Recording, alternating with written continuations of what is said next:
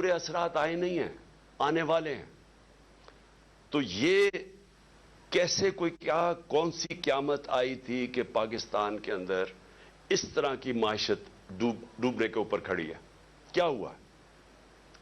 تیل کا ہی کہتے ہیں نا، اثر ہم تیل امپورٹ کرتے ہیں، تیل جب مہنگا ہوتا ہے، بجلی مہنگی، اس کا سارا اثر پڑ جاتا ہے ٹرانسپورٹ پہ، ہر چیز پہ، اور جب وہ ہر انسان کو افیکٹ کرتی ہے۔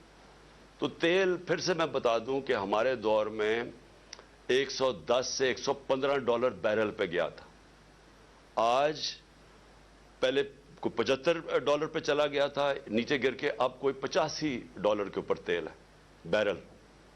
تو کس وجہ سے یہ ایک دم یہ جو طوفان آ گیا مہنگائی کا، اور ہر چیز مہنگی اور روپے پہ پریشر؟ آج پاکستان کے ریزروز ادھر پہنچ گئے ہیں جدھر ہم نے جب ایٹمی دھماکہ کیا تھا تو اس سے بھی نیچے پہنچ گئے ہیں۔ تو جو ریزروز، اگر آپ، اس کا مطلب یہ کہ جب آپ کے ریزروز گرتے ہیں تو روپے پہ پریشر پڑنا ہے، اور جب ریزروز گرتے ہیں اس سے بھی خوفناک چیز جو ہم سب کو، ہم سارے پاکستانیوں کو تشویش ہوگی سن کے کہ ہماری سیکیورٹی پہ اس کا ایفیکٹ جاتا ہے۔ ہندوستان کے ریزروز کچھ پتہ نہیں 550 ارب ہے، 550 ارب ڈالر ہیں، ہمارے 3 ارب ڈالر سے بھی نیچے گر گئے۔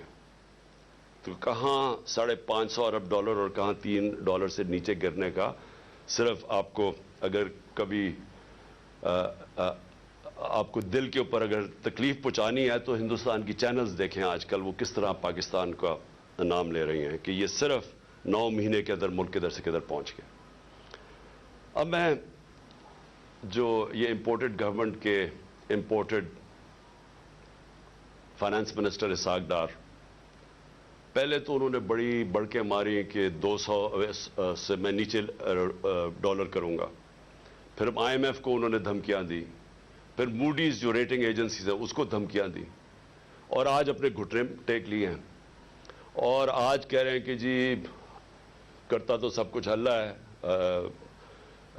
اس کی مرضی کے بغیر تو کچھ نہیں ہوتا، لیکن اللہ نے بھی کوئی کنڈیشنز لگائی ہوئی ہیں کہ میں تب تمہاری مدد کرتا ہوں تب تم یہ چیزیں کرو۔ اور اس کے بعد خیرات کے اوپر آ گئے ہیں کہ خیراتی اداروں کو کہیں گے کہ وہ آ کے مدد کریں پاکستان کی۔ اس کا مطلب کوئی روڈ میپ، کوئی سلوشن نہیں ہے، کوئی آگے راستہ نہیں ہے، ان کو کوئی پتہ نہیں ہے کہ اب یہاں سے آگے جانا کیسے۔ اور میں آپ کو پیشن گوئی کرتا ہوں کہ یہ جو امپورٹڈ سارے لوگ مسلط کیے گئے ہیں، یہ بھاگنے کی بھی تیاری کر رہے ہوں گے۔ ان کا سٹیٹ پاکستان میں نہیں ہے۔ اسحاق ڈار کے اور ان کے بچوں کی ذرا پراپرٹیز دیکھیں اور ان کے پیسے باہر کتنے پڑے ہیں۔ ان کا جو ماسٹر ہے نواز شریف، اس کی ذرا رہن سہن لنڈن میں دیکھیں کتنا ہے۔ آصف زرداری کی کتنی پراپرٹیز باہر پڑی ہوئی ہیں، یہ سب کو پتہ ہے، ہماری ایجنسیز کو پتہ ہے۔ جو آج لوگ ان کی مدد کر رہے ہیں، جو ہینڈلرز پیچھے سے بیٹھ کے، ان سب کو پتہ ہے کہ ان کی پراپرٹیز کتنی باہر پڑی ہیں، کتنا پیسہ اس ملک کا چوری کر کے گئے۔ تو آج یہ کہہ رہے ہیں کہ خیرات پہ پاکستان، یعنی کہ بیرون ملک لوگ پیسہ خیرات کے اوپر پاکستان دے اور اپنا پیسہ باہر رکھا ہوا ہے، کون ان کو پیسہ دے گا؟ تو اس کا مطلب ان کے پاس کوئی روڈ میپ نہیں ہے۔ تو پہلے تو اکنامکلی آج میں نے بتانا تھا کہ آج ہم کدھر کھڑے ہیں۔ اس کے بعد دوسری چیز آ جائے جو میں نے شروع کی تھی بات، انصاف اور رول آف لا کی۔ جو آج ہمارے بنیادی حقوق، فنڈامنٹل رائٹس، جس طرح ان کو مسترد کیا گیا، جس طرح ان کی وائلیشن کی گئی جب سے یہ امپورٹڈ حکومت ہمارے اوپر بیٹھی ہے، میں پھر سے ریپیٹ کرتا ہوں، جنرل مشرف کے مارشل لاء میں اپوزیشن میں تھا، مجھے جیل میں ڈالا گیا، لیکن میں آپ کو یقین دلاتا ہوں کہ اس طرح کا کبھی ہم نے ایسا ظلم نہیں دیکھا جو انہوں نے کیا۔ میں صرف نام لکھے ہوئے ہیں کہ جو انہوں نے ہمارے ساتھ کیا۔ ڈاکٹر شہباز گل، ایک یونیورسٹی پروفیسر، باہر امریکہ کی یونیورسٹی میں پڑھانے والا، اپنا سب کچھ یعنی بڑی سیلری چھوڑ کے آتا ہے پاکستان، اس کو ننگا کر کے جو تشدد کیا گیا، الٹا لٹکایا گیا، یعنی اس نے جرم کیا کیا تھا؟ کوئی ہمیں بتائے جرم کیا کیا تھا اس نے؟ اور مجھے افسوس سے کہنا پڑتا ہے کہ ہمارے انصاف کے نظام نے اس کے فنڈامنٹل رائٹس کی حفاظت نہیں کی، اس کے اوپر مزید اور کیسز کر دیے گئے۔ کبھی وہ کراچی جا رہا ہے تو کبھی بلوچستان میں کیسز کر رہے ہیں. تو کوئی یعنی کدھر گئے ہمارے فنڈامنٹل رائٹس؟ کون سے ملک کے اندر جو اپنے آپ کو جمہوریت کہتا ہے وہاں لوگوں سے ایسے ہوتا ہے جو اس سے ہوا؟ ابھی تک وہ ریکور نہیں کیا شہباز گل. ابھی تک جس طرح اس کے اوپر تشدد کیا گیا, ابھی تک اس کا اثرات اس کے اوپر ہے. کوئی اس کو انصاف ملنے کی آس پاس سے کوئی نظر نہیں آ رہا, بلکہ ابھی بھی کیسز بھگت رہا ہے وہ. اور ایک آدمی جو ملک کی مدد کرنے آیا تھا, اپنی سے بڑا آئیڈیلزم لے کے آیا تھا, وہ پیسے خرچ کر رہے وکیلوں کے اوپر, اپنے کیسز کے اوپر. میں اس کی اس لیے مثال دے رہا ہوں کیونکہ شاید ملک کے غدار ہوں, کوئی دہشت گرد ہوں, تو شاید ان کو تو ایسے ٹریٹ کرتے ہوں, لیکن ایک پولیٹیکل آدمی ایک سٹیٹمنٹ کے اوپر اس کے اوپر یہ ظلم کیا گیا. پھر جو اے آر وائی کا جو اس وقت جو ٹی وی چینل کا اس بیچارے کا جو نیوز ایڈیٹر ہے, اس کو کوئی کام ہی نہیں تھا, اس کو رات کے 3 بجے اٹھا کے لے گئے. مجھے یہ ایک نہیں سمجھ آتی کہ رات کے 3 بجے کیوں اٹھانے آتے ہیں؟ کیوں یہ کیا ایک مہذب معاشرے میں ایک وارنٹ نکلتی ہے, آپ گھر پہ جا کے وارنٹ ڈیلیور کریں اور آپ اٹھا لیں ان کو. لیکن صبح کے 3 بجے جا کے سارے گھر میں اندر دروازے توڑ کے اندر گھس جاتے ہیں, وہاں جا کے ان کی عورتیں ہیں, بچے ہیں, ان کے سامنے یہ ظلم کر رہے ہیں. یہ جو اے آر وائی کے جو نیوز ایڈیٹر, ان کے بچوں کے اوپر ابھی تک اثر رہا ہے کہ جو انہوں نے اس طرح کیا. 25 مئی کو جو انہوں نے ہمارے ساتھ کیا, 25 مئی کو لوگوں کے گھروں میں گھسے, 3 بجے تک رات کے لوگوں کے گھروں میں گئے, وہاں اسی طرح دروازے توڑ کے گئے.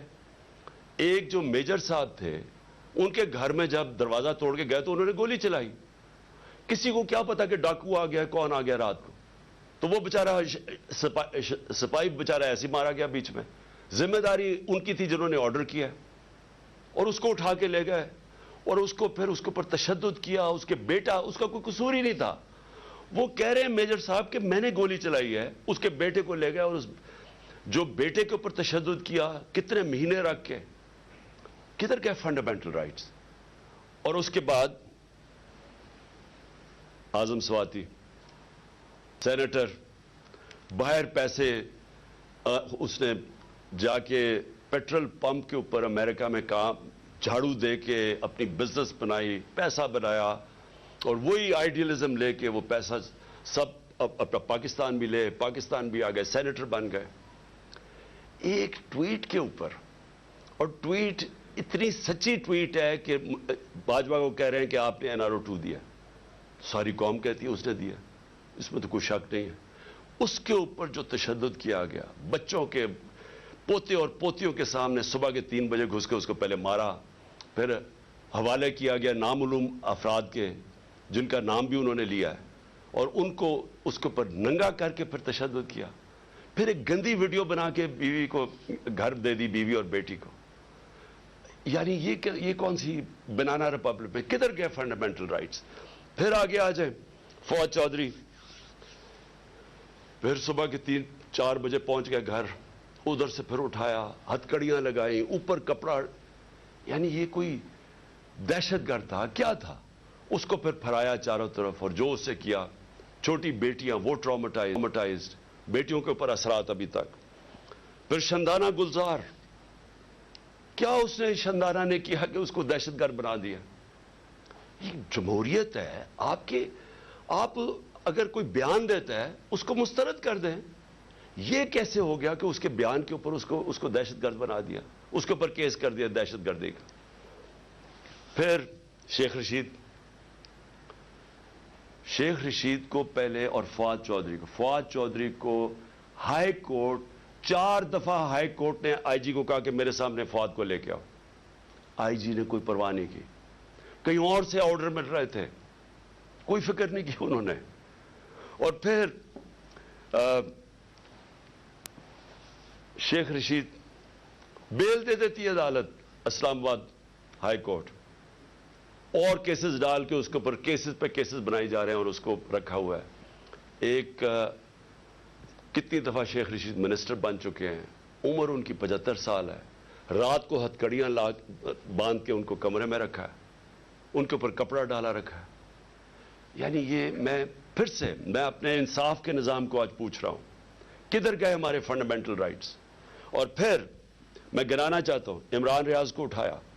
ہر وہ آدمی جو رجیم چینج کے جو صحافی خلاف ہے, ہر اس آدمی کو سنگل آؤٹ کیا انہوں نے. ہر اس آدمی کے اوپر, جس طرح عمران ریاض کو یہ دوسری دفعہ اٹھا کے لے کے گئے تھے, ارشد شریف کی جو سارے اس ملک کے لیے سب سے دردناک کہانی ہے صحافیوں کی تاریخ میں, جو اس سے کیا گیا, ملک سے باہر پھر قتل کیا گیا, اس کو شہید کیا گیا. ایاز امیر, سمیع ابراہیم, غلام حسین, جو لوگ رجیم چینج کے خلاف لکھتے تھے, تنقید کرتے تھے, ان ساروں کو باری باری کہیں نہ کہیں ان کو ڈرایا, دھمکایا, اٹھایا گیا. سوشل میڈیا کے ہمارے لڑکے, انہوں نے مجھے ایسی کہانیاں سنائی ہیں جو ہمارے نہیں بھی تھے, انہوں نے لوگوں نے آ کے بتایا ہے, جو ویسے سوشل میڈیا پہ جو تنقید کر رہے تھے, ان کو راتوں کو اٹھایا, ان کو بھی لے کے گئے, کہیں کو ننگا کیا, وہی ایک سٹینڈرڈ چیز تھی. خالد گجر ہمارے ایم این اے کے کینڈیڈیٹ ہیں, ان کے بھائی شبیر گجر ایم پی اے رہ چکے ہیں. کل رات ان کے اوپر پولیس پہنچ کے ان کے گاؤں کے اوپر سراؤنڈ کر دیا, گاڑیاں توڑی وہاں. فروخ حبیب, اس کے اوپر ڈکیتی کا کیس ڈال دیا. میرے اوپر اب میں اپنے 60 ایف آئی آر ہے میرے اوپر. اور جو سب سے حیران کن چیز یہ ہے کہ اگر میں ایکس پرائم منسٹر ہوں, اپنی ایف آئی آر نہیں کٹوا سکا, اور اس کے بعد جو جے آئی ٹی بنی تھی, جو چیزیں نکال رہی تھی, جس میں واضح ہو گیا کہ اور وہ لوگ شامل تھے جن کو میں نے 3 نام جو نامزد کیے تھے کہ جو ایف آئی آر میں, وہ واضح ہو گیا کہ وہ اس کے پیچھے ہیں.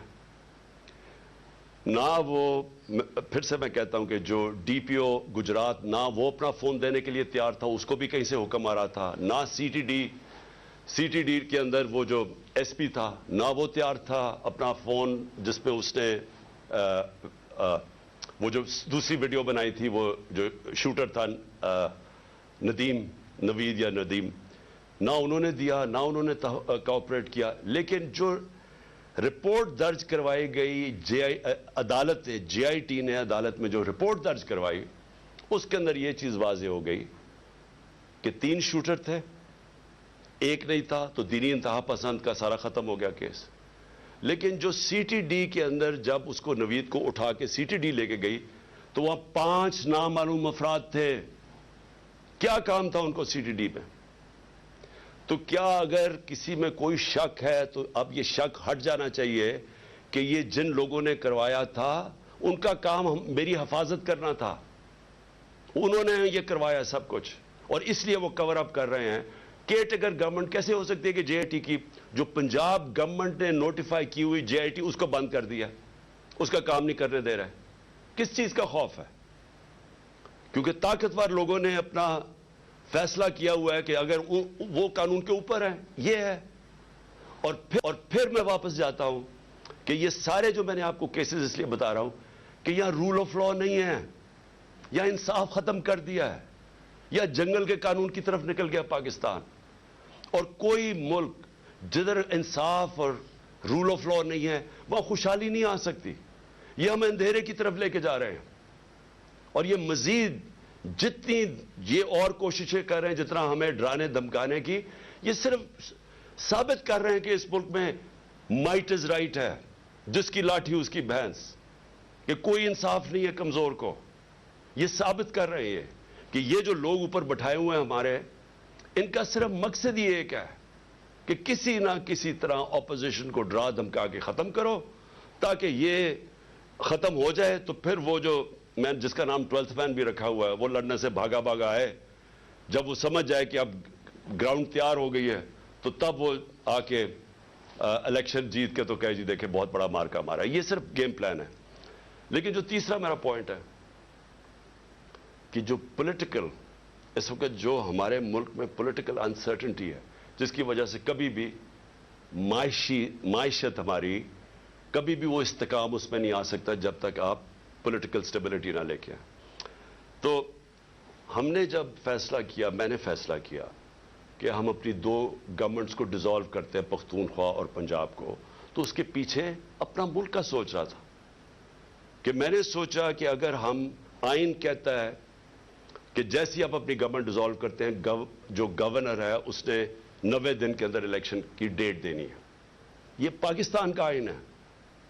میں نے وہ آئین سوچ کے اپنی گورنمنٹس کو ڈیزالو کیا تھا، اور مجھے تب لوگ کہتے گئے ہمارے کہ یہ نہیں کریں گے، کہ یہ جو طاقتور لوگ ہیں یہ نہیں ہونے دیں گے. اور انہوں نے پوری پہلے کوشش کی کہ کسی نہ کسی طرح ہمیں پنجاب میں کانفیڈنس ووٹ نہ ملے، پھر کہ ہم ڈیزالو نہ کر سکے تھے، ڈرایا دھمکایا، یہاں آ کے بیٹھ گئے وہ طاقتور ہینڈلرز، اور انہوں نے پوری کوشش کی. لیکن اللہ ایک پلان اوپر والے کا بھی ہوتا ہے نا، وہ کامیاب ہو گیا.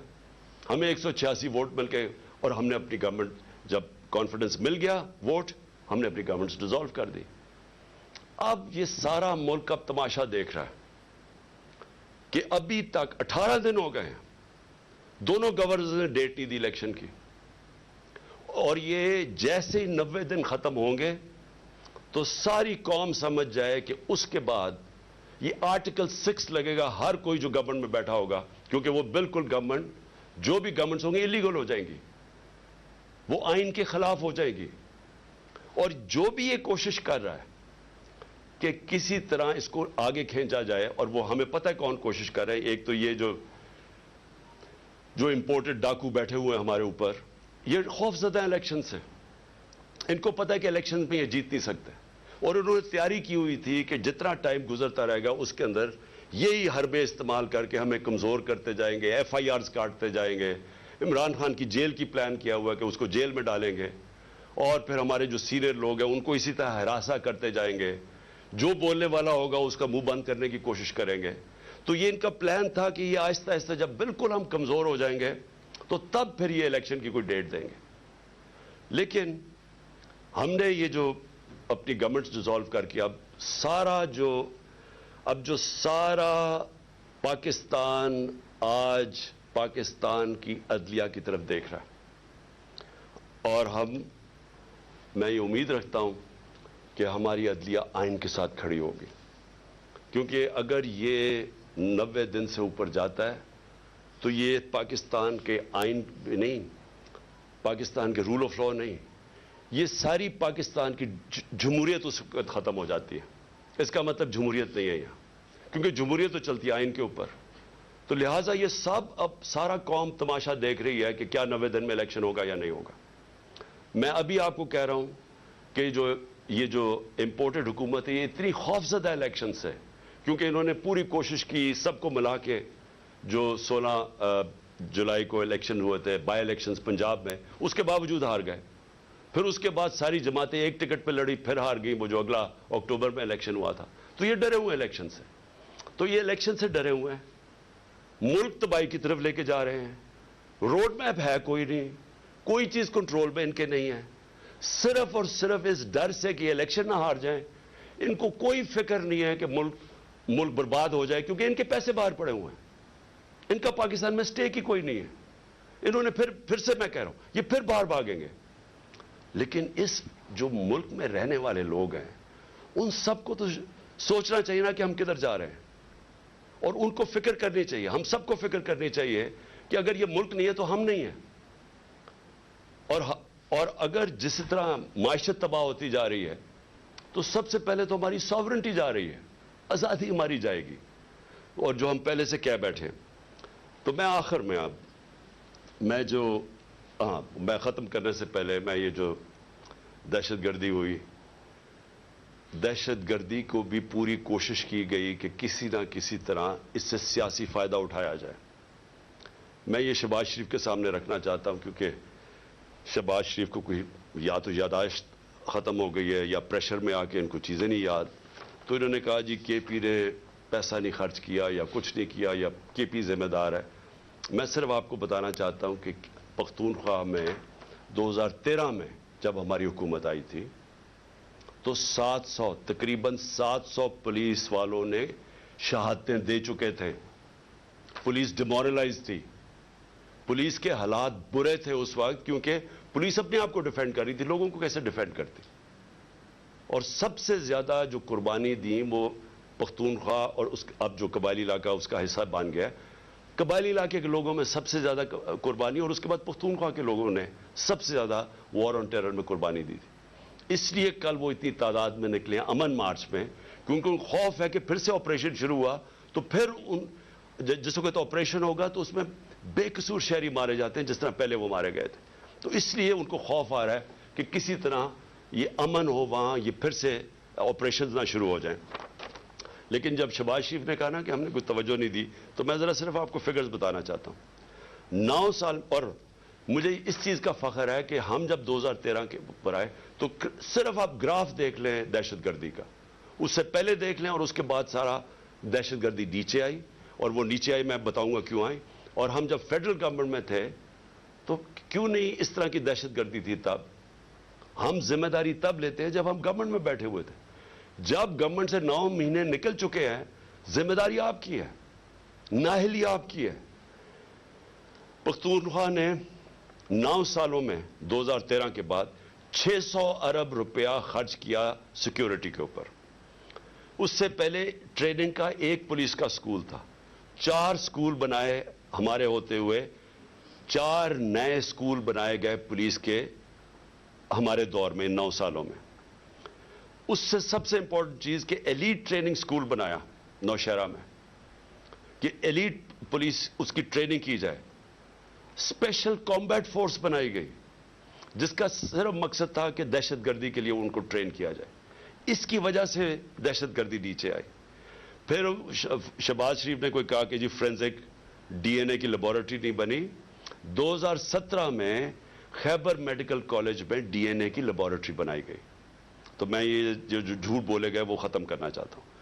پھر اس نے کہا کہ فاٹا کا جو بجٹ ہے اس میں سارے صوبے کنٹریبیوٹ کر رہے تھے۔ جب فاٹا کا مرجر ہوا تو سب نے فیصلہ کیا کہ ہاں ہم پیسے دیں گے، تاکہ فاٹا جب حصہ بنا پختونخوا کا تو اس کو آرام سے ابزارب کرنے کے لیے یہ فیصلہ ہوا تھا۔ میں آپ کو صرف 2 صوبوں نے پیسے دیے تھے، وہ جو کمٹمنٹ کی تھی کہ 4 صوبے اپنے این ایف سی ایوارڈ سے پیسے دیں گے، صرف 2 صوبوں نے دی، پختونخوا نے خود دیے اور دوسرا پنجاب نے دیا، باقی 2 صوبوں سے پیسہ نہیں آیا ہوا۔ اور جب ہمارے دور میں ہم نے 55 ارب روپیہ ہر سال ہم نے ایلوکیٹ کیا تھا فاٹا کے لیے، تاکہ وہاں ڈیولپمنٹ ہو اور وہ مرج کر جائے آرام سے۔ جب سے پی ڈی ایم آئی ہے 55 ارب سے صرف 5 ارب روپیہ دیا گیا ہے پختونخوا کی حکومت میں۔ تو میں یہ صرف کریکٹ کرنا چاہتا تھا کہ یہ ذرا جھوٹ بولے گئے تھے۔ آخر میں جی دیکھیں، میں یہ آخر میں بات کرنا چاہتا ہوں کہ پلان تو ان کا بہت واضح ہے۔ یہ جو کرپٹ امپورٹڈ حکومت ہمارے پر مسلط کی گئی ہے اور ان کے پیچھے جو ہینڈلرز ہیں ان کے، پلان تو یہ ہے کہ کمزور کر کے تحریک انصاف کو ڈرا دھمکا کے لوگوں کو کیسز کروا کے، اور پھر بالکل جب یہ کمزور ہو جائے، اور پھر الیکشن کمیشن ان کے ساتھ ملی ہوئی ہے، وہ ہر قسم کی مدد کر رہی ہے ان کی الیکشن کی، اور پھر کیئر ٹیکر گورنمنٹس ایسی لے آئیں۔ میں پھر سے ریپیٹ کرتا ہوں کہ اس ملک کی تاریخ میں کیئر ٹیکر گورنمنٹ کا ایسا مذاق نہیں اڑا جو یہ اب اڑا ہے۔ یہ ایسی کیئر ٹیکر گورنمنٹس بنائی ہیں کہ ہمارے جو سب سے ہمارے خلاف پولیس والے تھے اور بیوروکریٹس تھے ان کو ہمارے اوپر مسلط کیا گیا۔ وہ لوگ جو سارے ہمارے اینٹی تھے، یعنی اتنی بھی شرم نہیں آئی کہ 2-3 ہی کوئی ہوتے جو کہ نیوٹرل ہوتے، میں پرو بھی نہیں کہہ رہا، نیوٹرل ہوتے، سارے اینٹی لوگوں کو بٹھا کے 2 گورنمنٹس میں لے آئے۔ الیکشن کمیشن بھی ان کی، کیئر ٹیکر گورنمنٹس بھی ان کی، پیچھے سے جو مدد بھی ان کی آ رہی ہے، اور اس کے بعد کیسز کروا کے اور جیلوں میں ڈال ڈول کے تو پھر یہ الیکشن کا پلان بنا ہوا ہے۔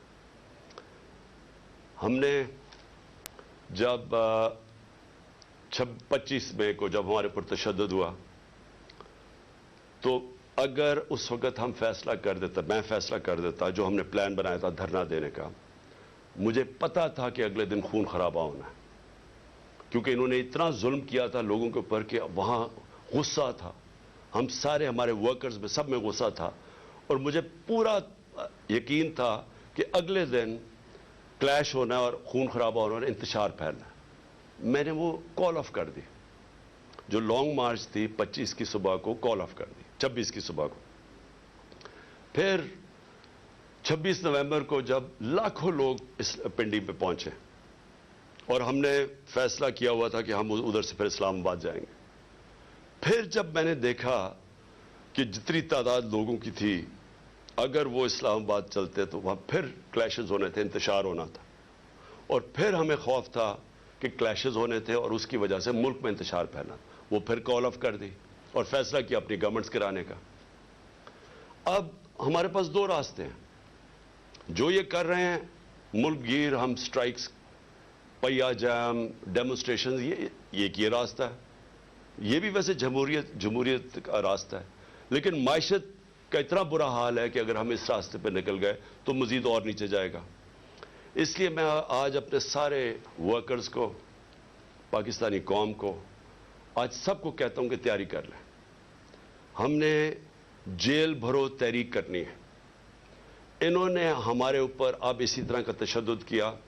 सारी मैं अपने नौजवानों को, कौम को, लोगों को तैयार कर रहा हूं कि अगर ये समझ रहे हैं कि इस तरह का तशद्दुद करते रहेंगे और चुप करके बैठे रहेंगे, तो हम बेहतर ये है कि बजाय हम तोड़ फोड़ करें और सड़कों पर निकलें, जो हमारी पार्टी तैयार हुई है इस वक्त, हम सारे तैयारी करें जेल भरो तहरीक की, और हम इंशाल्लाह पाकिस्तान के सारे जेलों भर देंगे ताकि इनका शौक पूरा हो जेलों का, कि अगर ये समझ रहे हैं कि हमें इससे खौफजदा कर देंगे और हम किसी तरह चुप करके पीछे हट जाएंगे और इजाज़त दे देंगे इन चोरों को फिर से अपने ऊपर मुसल्लत करने के लिए, तो ये हम इनका शौक पूरा कर देते हैं।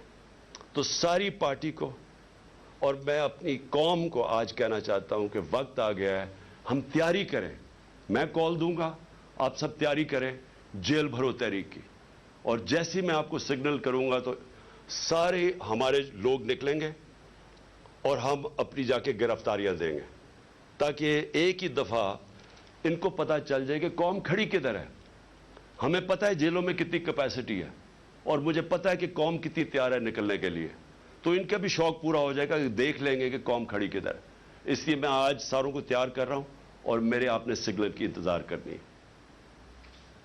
पाकिस्तान पाइंदाबाद। खिताब कर रहे थे, उनका कहना था कि अशोश के साथ साथ गैस, बिजली सब कुछ महंगा हो गया है। खराब मईशत के असरात अभी आए नहीं लेकिन आने वाले हैं। पेट्रोल महंगा होता है तो हर चीज़ की कीमत में इजाफा हो जाता है।